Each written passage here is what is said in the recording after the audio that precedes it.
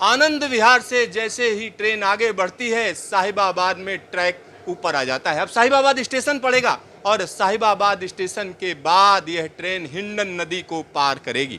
तो यह सारी चीज़ें हम आपको दिखा रहे हैं। आसपास का इलाका आप देखिए, वसुंधरा एक तरफ है, दूसरी तरफ साहिबाबाद है। तो साहिबाबाद और वसुंधरा के बीच से होकर यह ट्रेन गुजर रही है। और यहाँ पर एक और बड़ी बात मैं आपको बताना चाहूँगा, हालांकि इसको सेमी हाई स्पीड कैटेगरी की ट्रेन के तौर पर जाना जाता है। यहाँ पर आप देखिए कि किस तरीके से आसपास का इलाका पीछे छूटता हुआ। और यहाँ पर एक और बड़ी बात मैं आपको बताना चाहूँगा, जब इस तरीके के ट्रैक देश के अलग अलग इलाकों में बिछाए जाएंगे तो निश्चित तौर पर जो नगरीय क्षेत्र हैं उसमें लोगों को सहूलियत होगी, क्योंकि इस ट्रैक की अगर हम बात करें, अब तक जो लोग इस्तेमाल कर रहे हैं, हर दिन करीब 60-65 हज़ार लोग रोज इस्तेमाल करते हैं इस ट्रैक को। अब यहाँ से सीधा सीधा हम लोग साहिबाबाद स्टेशन पहुँचने जा रहे हैं। साहिबाबाद स्टेशन गुजरता हुआ, ये देखिए साहिबाबाद स्टेशन से यह ट्रेन आगे बढ़ती हुई, अब इसके आगे के इलाके की बात करें तो मोहन नगर का इलाका है। तो मोहन नगर के इलाके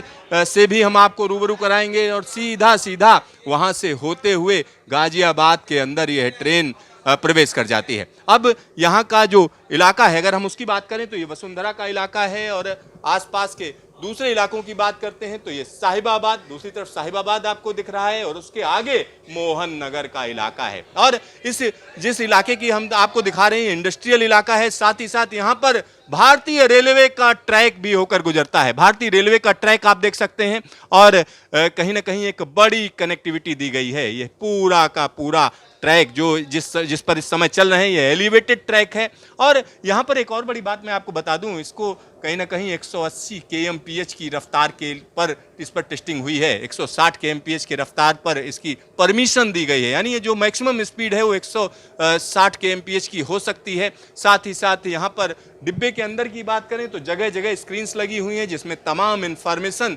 आपको मिलती रहेगी, यानी जो स्टेशन आने जा रहा है या जो स्टेशन पीछे छूट चुका है वो सारी जानकारी आपके पास रहेगी। और यहाँ पर एक और बड़ी बात मैं आपको बता दूं, इस तरीके के और भी ट्रैक देश के अलग अलग इलाकों में रहेंगे। यहाँ पर देखिए भारतीय रेलवे का ट्रैक पास में ही, तो दोनों चीजें हैं, एक तरफ भारतीय रेलवे तो दूसरी तरफ रैपिड रेल। और रैपिड रेल की बात करते हैं तो भारतीय रेलवे की भी भागीदारी है इसके अंदर, ऐसा नहीं है कि इसका कोई लेना देना नहीं है, दोनों का आपस में तालमेल है। और साथ ही साथ यहाँ पर एक और बड़ी बात मैं आपको बताना चाहूँगा, जब इस तरीके के प्रोजेक्ट देश के अलग अलग इलाकों में चलाए जाएंगे तो इंफ्रास्ट्रक्चर में एक बड़ी क्रांति आएगी। और यहाँ पर अब हम हिंडन नदी को पार कर रहे हैं, हिंडन नदी के ऊपर से होकर गुजर रहे हैं, और हिंडन नदी को हमने कई बार आपको दिखाया है कि किस तरीके से भारतीय रेलवे की ट्रेनें यहां से होकर गुजरती हैं। अब यह ट्रैक हम कह सकते हैं कि अनूठे पुल से होकर गुजर रहा है। इस पुल को भी हमने आपको दिखाया था कि किस तरीके से यह पुल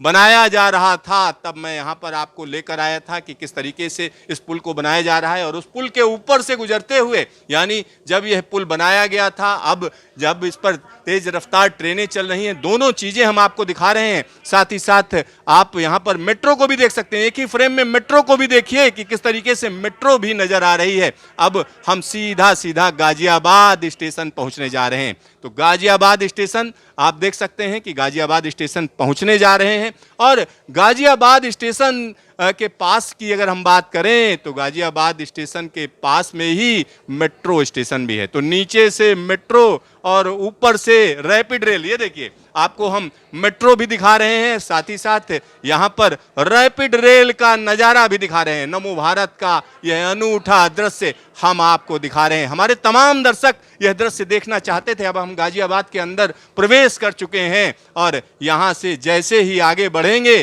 तो अगला स्टेशन गुलधर का होगा, और गुलधर स्टेशन पहुँचेंगे, गुलधर स्टेशन भी हम आपको दिखाएंगे। और यहाँ से जब ट्रेन तेज रफ्तार में बढ़ती हुई आगे जाएगी तो मेरठ का इलाका शुरू हो जाएगा।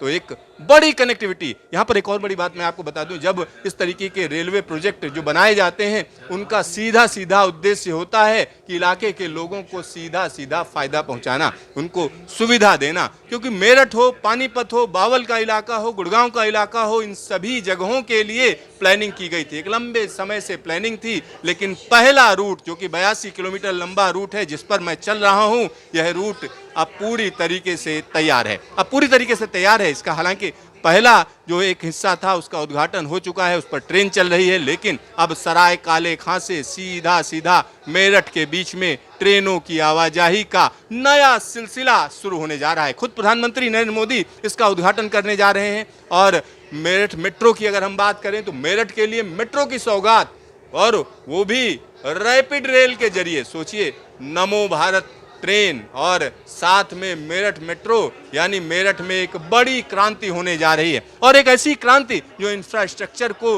एक नई दिशा दे रही है। सिद्धार्थ न्यूज स्टेशन, नई नमो भारत ट्रेन के अंदर से।